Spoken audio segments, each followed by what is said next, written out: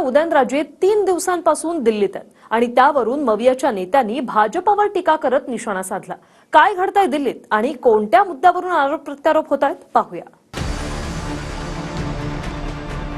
मवियाकडनं कोल्हापुरातल्या शाहू छत्रपतींचं नाव खूप दिवस आधीच पक्क झालं।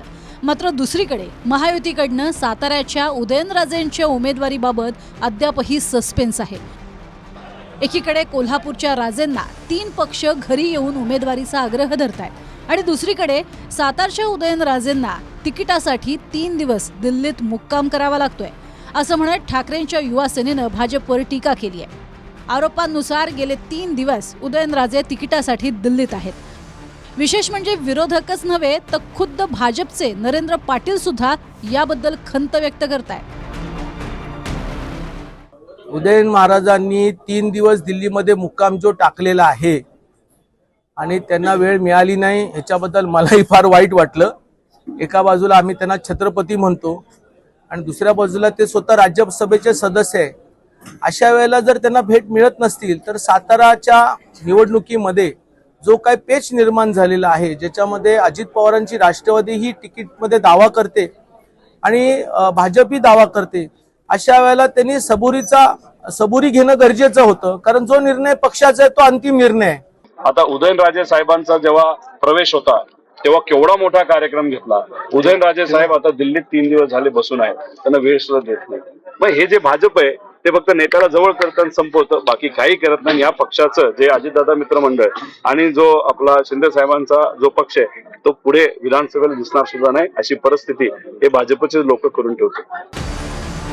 गेल्यावेळी साताऱ्यात भाजप विरुद्ध राष्ट्रवादीत सामना झाला। यावेळेला अजित पवारांच्या रूपानं राष्ट्रवादीचा एक गट भाजप सोबत आहे। अजित पवारांच्या राष्ट्रवादीकडनं वाईचे आमदार मकरंद पाटलांचे बंधू नितीन पाटलांचं नाव चर्चेत आहे।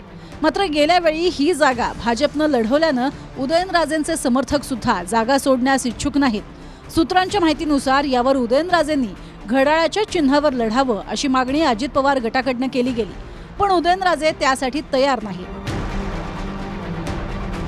आता सातारच्या जागेसाठी बैठकांचा सिलसिला कसा घडला ते पाहूया। यंदा निवडणूक लढण्याबाबत 19 फेब्रुवारीला उदयनराजेंनी पहिल्यांदा संकेत दिले। 13 मार्चला भाजपच्या पहिल्या यादीत उदयनराजेंचं नाव आलं नाही। 15 मार्चला उदयनराजे समर्थकांनी भाजपला इशारा दिला। 16 मार्चला सकाळी खुद्द उदयनराजेंनी आपण राजकारणातनं संन्यास घेतला नसल्याचं विधान केलं। त्याच दिवशी दुपारी 12च्या दरम्यान भाजपच्या नरेंद्र पाटलांनीही तिकिटाची इच्छा व्यक्त केली। 2 दिवसांनी म्हणजे 18 मार्चला भाजपच्या गिरीश महाजनांनी साताऱ्यात उदयनराजेंची भेट घेतली। 20 तारखेला उदयनराजे मुंबईत येऊन फडणवीसांना भेटले। नंतर 21 ते 23 असे 3 दिवस उदयनराजे दिल्लीत मुक्कामी राहिले आणि त्या दरम्यान म्हणजे 22 तारखेला साताऱ्यातील उदयनराजेंचे विरोधक मानले जाणारे शिवेंद्रराजे मुंबईत फडणवीसांच्या भेटीसाठी पोहोचले होते।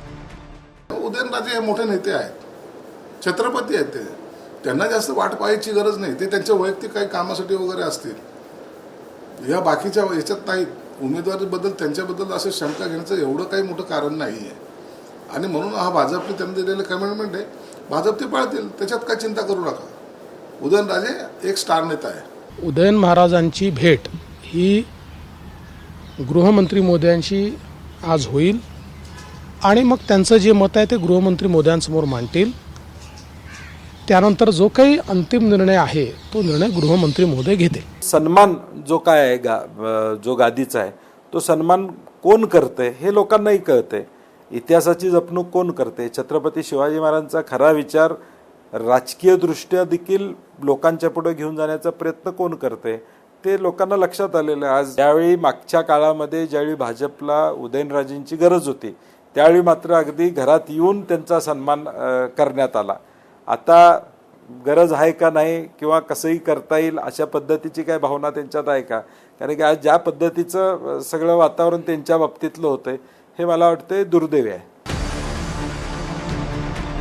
संतोष नलावडे, TV9 मराठी, सातारा।